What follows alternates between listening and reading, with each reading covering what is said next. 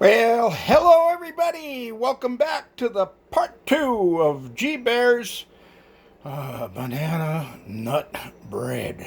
Oh my god, look at that. They just came out of the oven.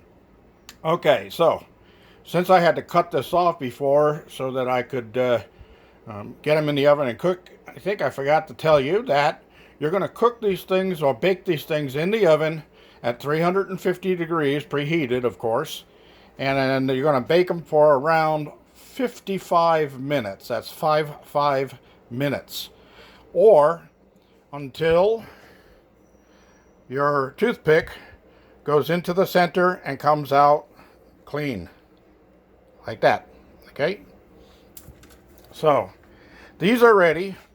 Then when you take them out of the oven, you want to set them on a rack like I have here, and let them cool for at least 5 minutes before trying to remove them from the pan. And then you're going to take those out of the pan, which I'm going to do as soon as I cut this video off, and put them on the rack and let them cool completely, 100% cool. So there's no heat. When you put your hand near it like that, you feel no warmth at all. You want them completely cool.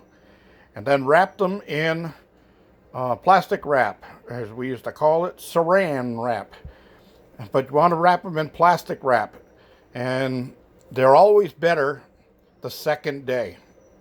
So if you can have a little self-control and hold off on cutting into one as soon as you see them, because they do look delicious, don't they?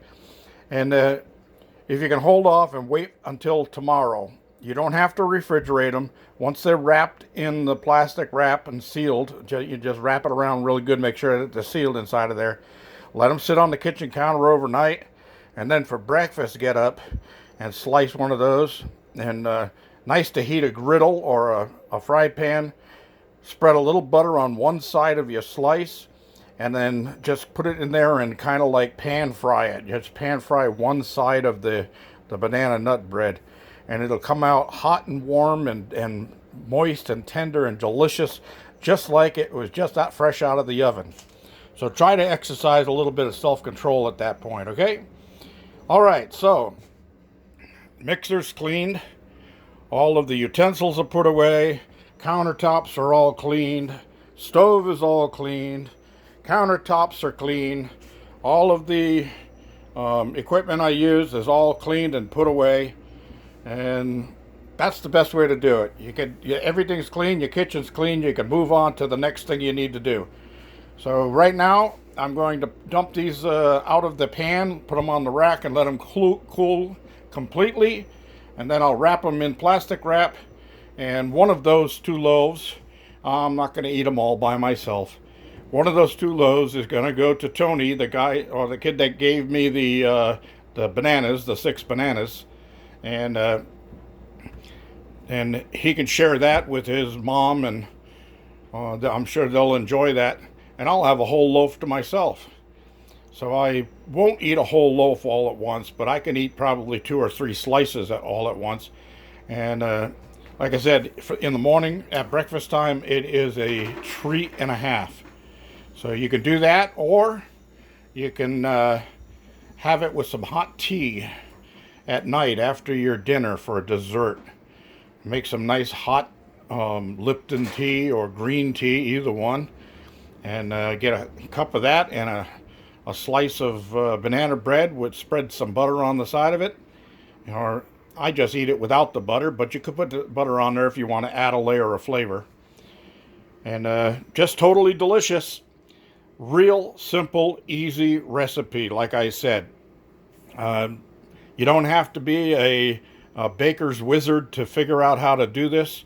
One other thing that I want to mention is even though these are non-stick type bread pans, they will stick. Even though I put the spray in there, the non-stick spray and all of that, they will stick a little bit.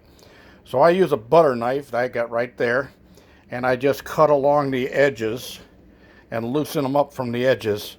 So if anything breaks off, it'll just be a little bit of the bottom crust. That's it. Look at those nuts on top of there. Doesn't that look just scrumptious? All right, everybody. That's all I have for part 2. I'm going to close this off.